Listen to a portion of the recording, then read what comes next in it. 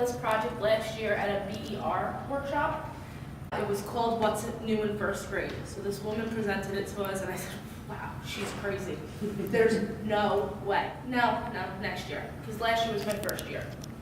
So this year I got really adventurous and my class is 10 times more difficult than last year's class, but somehow with Donna's help, we still managed to do it. I don't know how. I still don't know how. What you need to do is you need to choose an activity. I chose, because it was Read Across America Month, I chose Dr. Seuss books.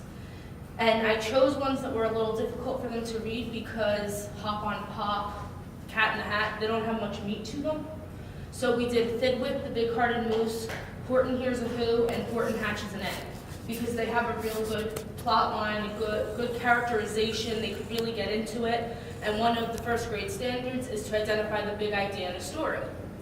So I grouped my students, I had 3 groups. My 3 highest was, each of my 3 highest was like the group leader. My 3 lowest were separated, and then I kind of sporadically put the other 6 in there. Whoever got along with who and different things like that. The kids read the book. They had to tell me about the book. They read it as a group, so they took turns. It was really cool to see how the strong readers started helping the lower readers, and they weren't like, oh, you don't know that word? They were genuinely trying to help them figure out what the word was. And I heard a lot of peer encouragement, like, oh, come on, you read that one before. You can do it, you remember it. You know, different things like that from first graders, and it's a young class too. They read the books, then they took pictures of them reading the books. They took pictures of the books, different pages in the books. For the most part, independently, I think the only pictures Donna and I took were the whole group. Because obviously, if they're all in the picture, they can't take that picture. But the rest they took, they were focusing on them. They were taking turns who got to take the camera. I don't think we had to redirect them that much. And then they had to make a script. They had to make a script of what the story was about and what the big idea was about. They're all a little bit different because it was all different writers. Then I sat down with each group. We went through what they wrote and how to break it up into different slides so that it was more powerful, I told them. They said, you're making a movie trailer. You want people to read this book. I said, so you have to make it really exciting. I went to a website. It has all the scripts written out. How many lines you need for each iTrailer, and it has every trailer available for iTrailer. So it tells you where to put the movie name. They can pick different logo styles, so they could check which one they want. They could do the credits. I didn't do that part. I just did that verbally with them when they started typing in. The studio name, which ours is Visitations First Grade, and then it has all the picture boxes, however many picture boxes each trailer needs, how many text lines each trailer needs. So the kids wrote it out on just regular lined paper, and then we broke it up into these text boxes. So they knew what they needed to type where. The students typed their text and they inserted their photos. So there were a couple standards that went with it. Retelling stories, identifying key details, getting guidance from adults to focus on something specific to strengthen their writing, and with guidance from adults using technology to publish their writing. So this is the first one.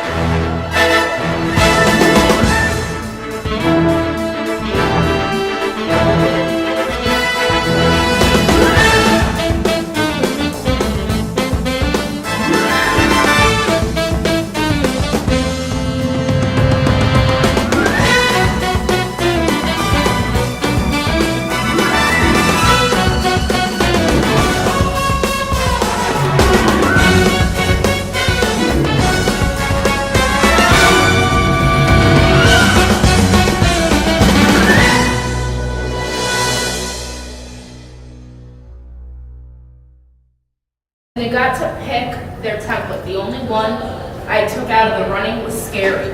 And it wasn't because Scary was that scary, it was because everybody wanted Scary and it was causing World War III.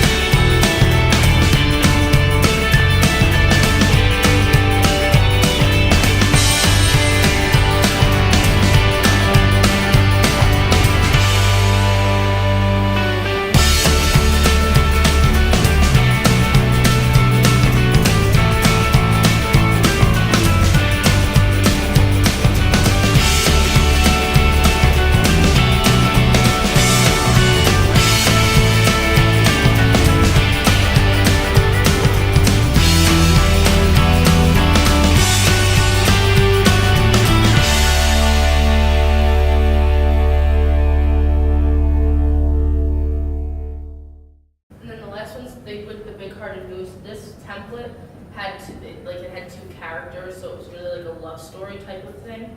And it wouldn't let me delete it. Like, they had up to 5 characters, I could only get down to 2.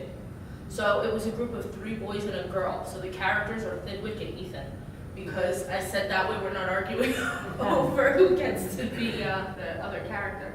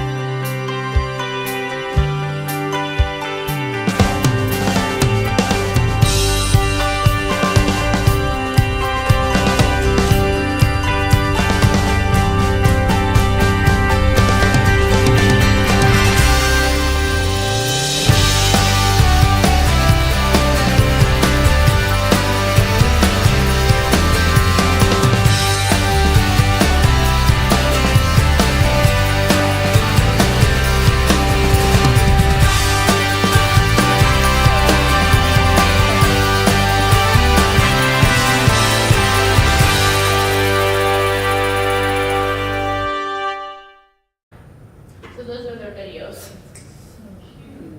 And then after they made their videos, we did an extension, and they had to take some of their pictures and they had to create a pic collage.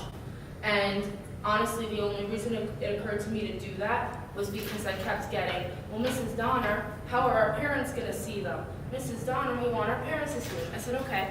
I said, so Donna came in at like 2:15. We somehow got all 3 done by 2:45, and magically packed them up and got them out the door. They picked, my only requirement, no, I had 3 requirements for this actually. They had to have the book cover.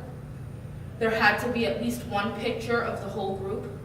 And then of course the QR code had to be in there. That kind of defeated my purpose for doing it. It was a lot of fun. At the beginning they had a hard time collaborating. They had a hard time taking turns. By the end it was like they were a well-oiled machine. They were passing the iPad around the table, they were taking turns. The lower kids kind of knew that the higher level kids were better at typing, so they were letting them type in different things. They weren't arguing. It was an incredible transformation to see. The only thing I did, we took the picture of the one group, we made the QR codes.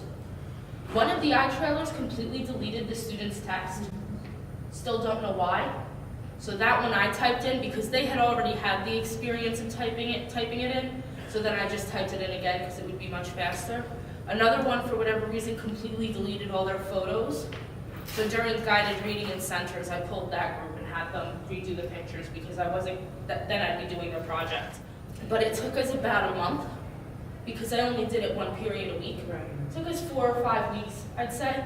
I kind of got rid of a social studies period once a week and just slid it in there because I really wanted it done during the month of March. And then I sent out invitations to the parents to come in and come in and see them. So they obviously needed to be done by then. But they had so much fun. It's a once a year type of thing. Like, you wouldn't do this for every book you read. But it was a really cool experience. It was incredible to see them where they started to where they ended. And I was very fortunate to have Donna come in to help me with the technology pieces, because it wasn't that I couldn't do it. I needed a second body. Yeah. I just needed another person to help them and answer all their questions. And I'm lucky I only have 12 kids, so that made it much more manageable also.